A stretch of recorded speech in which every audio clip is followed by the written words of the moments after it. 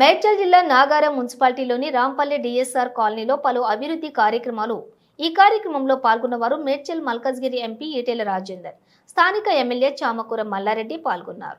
ప్రజలకు మెరుగైన వైద్య సౌకర్యం కల్పించే భాగంగా అనేక రకాల ప్రణాళికలని ఈవల బస్తీ దవాఖానాలు కావచ్చు, డయాగ్నోస్టిక్ సెంటర్లు కావచ్చు, ఆశా వర్కర్ల వ్యవస్థ కావచ్చు, అనేక రకాల వ్యవస్థల సెంటర్లు దాంట్లోనే భాగంగా రంపల్లిలో కీసర మండలంలో ఉన్న పిఎస్సిలో భాగంగా ఉంది. జనాభా పెరుగుతున్నటువంటి సమయంలోని ప్రజలకు చేరువలో ఇక్కడ 1,50,00,000 రూపాయలతో కేంద్ర ప్రభుత్వ నిధులతోటి ఇక్కడ అర్బన్ సెంటర్ ఈ రోజు ఎమ్మెల్యే మల్లారెడ్డి, ఎంపీ ఈటెల రాజేందర్ ఇద్దరం కలిసి అతి తక్కువ కాలంలోని ఈ పనిని పూర్తి చేసి ప్రజలకు అందుబాటులోకి ఉంచాలని ఈ సందర్భంగా ప్రజలకు చెప్పడం జరుగుతుంది. రోడ్డు డ్రైనేజీ వ్యవస్థ కానీ సరిగా లేదని చెప్పడం జరిగింది. ఇవాళ పేరుకే మున్సిపాలిటీలు, కార్పొరేషన్లు ప్రభుత్వం 1 సంవత్సరం అవుతుంది, కానీ ఇప్పటి వరకు సమగ్ర అభివృద్ధి కోసం ₹1 ఇచ్చింది కూడా లేదు.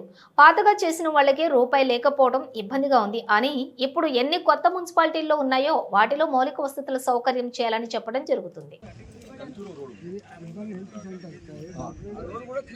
కమిషనర్ గారు అది కూడా రోడ్ ఫామ్ చేయి.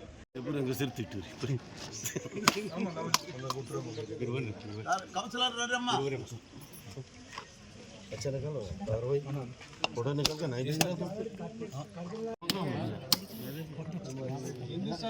మా చైర్మన్ కష్టపడి బోర్డు ఉండాలని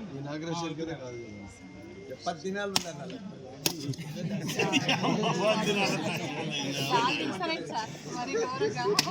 అది 10 దినాలు ఊరు ఎప్పటికి ఉంటుంది కదా, 10 రోజులైనా కూడా మేము వచ్చి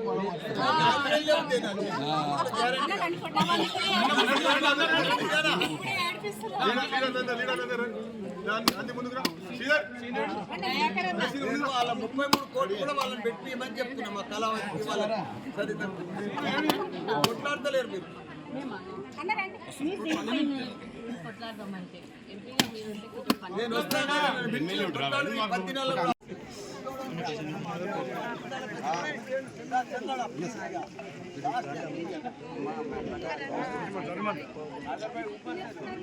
मैं आता हूँ सर, क्लास फोटो नहीं sir sir sir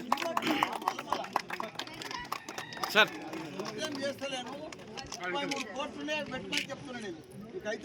sir okay sir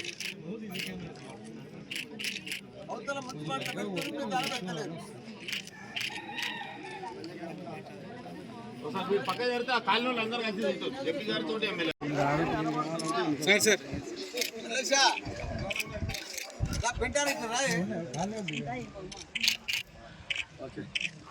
పెంటాను ఇద్దరు రండి. ఎట్లా రాముడు లక్ష్మణుడు